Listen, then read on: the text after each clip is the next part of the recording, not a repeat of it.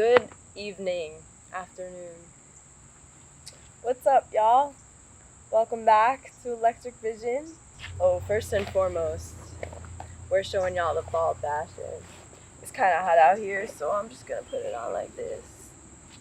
So today on Electric Vision, I want to do something a little different for y'all and offer some advice for creative entrepreneurs who are looking to ultimately work for themselves and, really make it in this industry. I am constantly overwhelmed, inspired, just grateful for this community and to see so many people every day waking up, hustling, chasing their dreams, doing what sets them on fire. It's so uplifting and inspiring. That stigma that we have to be broke, starving artists, that's a thing of the past because artists are making it. Artists are turning 6-7 figures.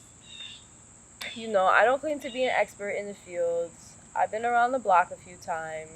I graduated with a degree in art direction, so I know a few things from the technical side. I've been doing this photography, graphic design shit for like 5 years now. And more recently, in the past 2 years, have I really been in the Philly scene. But just in general, from all of the experience that I've gained, I just wanted to pass on the knowledge to anyone who might need it. The best part about running your own business, and I tell people this all the time, is that you can do whatever the fuck you want. You can run it however the hell you want. I just wanted to share some advice, some things that I've learned, some things that maybe you wouldn't know until they've happened to you. That's how I've learned most of my lessons. But, if even one person sees this video and gets inspired, then I did my job. So the first thing I want to touch on is, the whole idea of being a creative entrepreneur, being an artist for a living, working for yourself.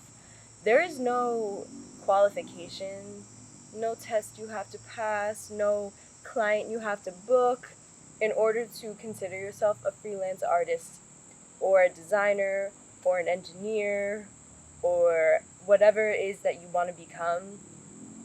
You already are that inside. If this is your passion and you're actively doing it, you don't have to wait until you have the degree or you land a certain amount of gigs.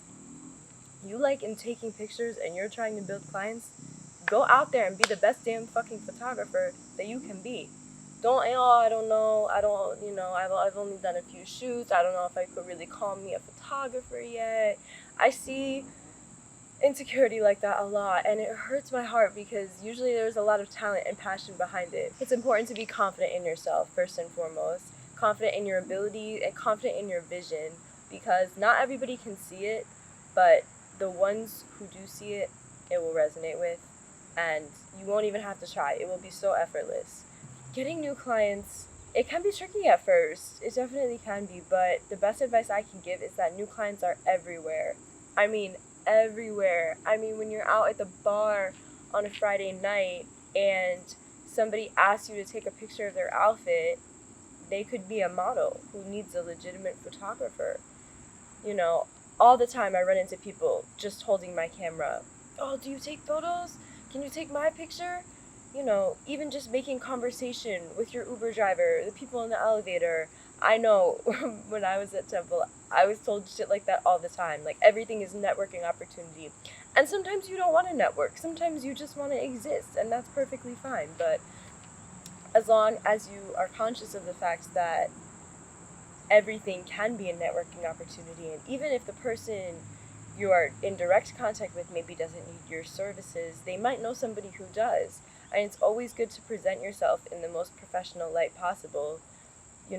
Don't be afraid to talk about your passions. Don't be afraid to bring up what you do and to be proud of it. There's honestly no greater feeling than when somebody who doesn't really know you in person reaches out and wants to work with you. That to me just hits home because you just stumbled across my Instagram, found my website, whatever it may be, and my work spoke for itself. As you break into this freelance field, there are people that will hit you up all the time.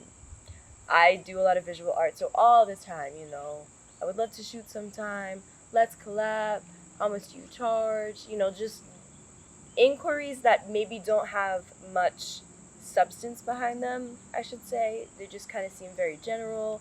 And that's great because sometimes the people behind those inquiries are, great people, great clients, and have ended up becoming great friends.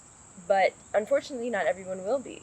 Some people, you will send your rates or you respond once and they'll just leave you on red and you'll never hear back from them again. But ultimately, the bottom line is when a client wants to work with you, they will work with you. There will not be an issue over your rates. It will be easy to find a schedule and a date that works. Communication will be clear and consistent, and you will know that the mutual respect is there. Any client I've worked with who maybe the mutual respect wasn't there, it was evident from the first interaction. And I always do try to give people the benefit of the doubt. Some people approach situations differently, and that's okay. It's all love at the end of the day. The right clients will always find you. There's no better feeling than a client who approaches you because they see your vision and it really resonates with them. Some of my favorite clients have been people that I feel like I've grown with them. They've worked with me, they've known me for a longer period of time. We've booked multiple shoots together, executed multiple ideas and different visions, and we've grown together. And I can't stress enough how crucial those types of relationships are for freelancing. This bird, shut up, bro. He's calling for his mate. She don't want you. You should never be altering your style to fit a certain client. That doesn't mean if they have certain preferences to ignore them. It just means, if they want black and white photos and you're used to doing high saturation, bright, bold colors, that's two totally different styles. So don't ever force yourself in a box that you feel like you don't belong in just because you need the money or it's a good opportunity. I know it may seem tempting, but it will pay off much more in the end to find clients who see your vision, they resonate with your style, and they're booking you. Whether this applies to any field, but they're booking you for your style. And now, the magic word, rates. Money, money, money. Honestly, I have to say, getting paid is not my favorite part. Am I weird for that? To me, what's more fulfilling is like sending the final photos or the final visuals. The money hits my account, I'm just like, oh yeah, I did that. I just want to say, if you're in this for the money, you're in this for the wrong reason. Point blank. At first, you're going to have to do shit for free. You're going to have to work and build up your name, and not every opportunity is going to be this amazing paid gig. But you know what? That's how you meet the people who can give you that opportunity where there's money going in your pocket and you're building your brand. And, this is not an encouragement to do things for free because our work is valuable. Our work is absolutely valuable, but it should not be free. But, in order to build up that initial portfolio, nobody is paying you to do that. So you almost have to pay yourself to learn the skills, to build the connections, to meet the people who can get you booked, whatever your service might be. Let me just take 1 second to refer to my notes. So, you're in this position now, you feel more established, you feel like you're ready to start taking on paid clients. How do you set your rates? So, I always think of the entire process rather than just shoot time or studio time. Think of how long it's going to take you to make the entire finished product, and then think of, calculate how many hours. So, example, 5 total hours for me to get to the shoot, complete the shoot, edit the shoot, including going through all the photos, finalize the photos and send them to the client. Example, it takes 5 hours. Then think about a good hourly rate and multiply that by 5. And that's what you should charge. If you're doing a 1 hour of shoot time, that's what you charge for a 1 hour shoot. So essentially what I'm trying to say is keep the entire picture in mind when you're setting your rates. Don't think of it so linearly, like, oh, well, we're only in the studio for 45 minutes, but you're going to work on that track for another 3 hours afterwards. So what is that time also worth? consider all of that. When clients reach out to you asking what you charge, something that I've learned over the past year that has really helped me a lot is to name your rates before the client has to name their budget. Immediately when people ask me for rates, I have a little graphic that I made of different packages that I offer and their rates, and I send it to them so it's consistent, it's fast and easy for me, and they know right then and there whether my rates fit into their budget or not. Making a little graphic with rates, or type it in your notes app. It doesn't have to be fancy, but I feel like it maintains consistency. It's a lot easier for the artist because you can just send it. You don't have to type it out, different product services. You don't always know what their budget is. Something that I see a lot on social media is people posting their rates just, on their story, whatever it might be, advertising their prices. And this might just be a personal opinion, but I was always told, and I do agree with the fact that rates should stay private. They should stay between you and clients who reach out to you with a genuine interest in working. It shouldn't just be public knowledge what you charge. So I definitely recommend this tactic. As I mentioned before, everyone's welcome to run their business differently. Some people say that posting their rates online gives themselves more of a sense of transparency. So however you feel as running your business, but whatever you want to post your rates, the most important thing is when someone wants to book you, get that fucking deposit, baby. Get that deposit, secure the date, even the time, because y'all will be getting booked twice in one day. I use deposits as a way to secure the date and time, but also to ensure that clients are committed to working with me, because it only takes one time of you reaching out to somebody a few days before the shoot and having them, cancel, not answer, or whatever it may be. And for me personally, deposits are non-refundable. If some crazy shit happens, I'm still a human, but if you just will wake up that day and decide you don't want to shoot, or you don't really have a ride anymore, things like that, you're wasting the other person's time as well. Somebody else could have booked them for that time. Money should never stress you out. If it's stressing you out, then, maybe it's time to reevaluate. A really exciting thing that will happen as you get more into this freelance world is that you'll notice yourself starting to grow and evolve as an artist.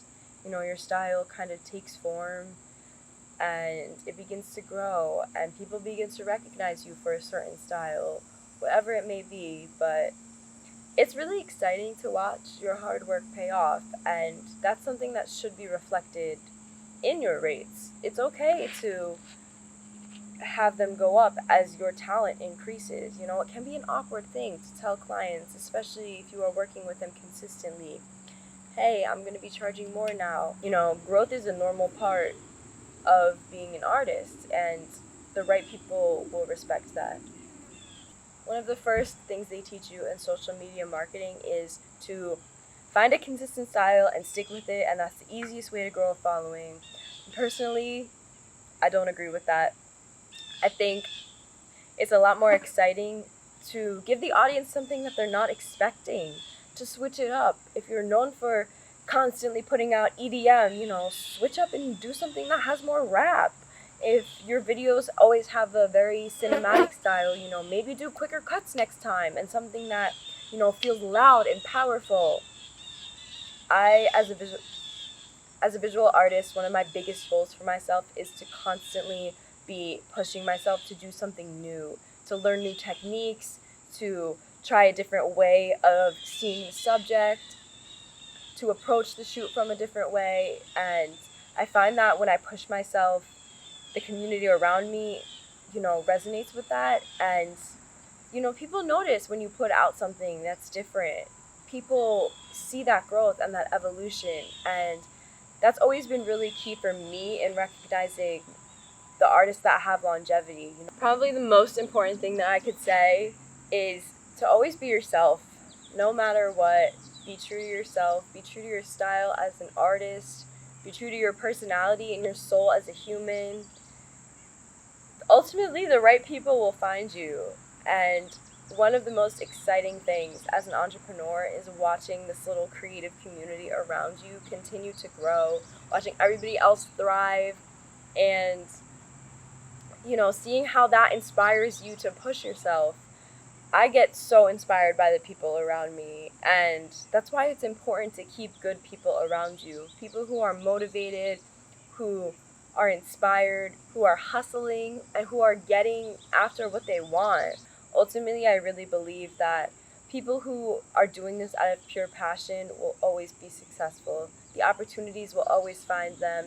The right people will always come around them, and it's just really incredible to see how many people fucking make it off of art, off of doing what they love, off of being a visionary. I have faith that anyone watching this video can achieve that and will achieve that as long as they set their mind to it, as long as they don't give up, and as long as they stay true to themselves. So I hope I was able to inspire you a little bit today. If any of you out there are working on projects that you would like to see featured on Electric Vision, let me know. And don't forget to subscribe to stay updated with all the latest episodes. I hope everyone has a magical day. Go chase your dreams.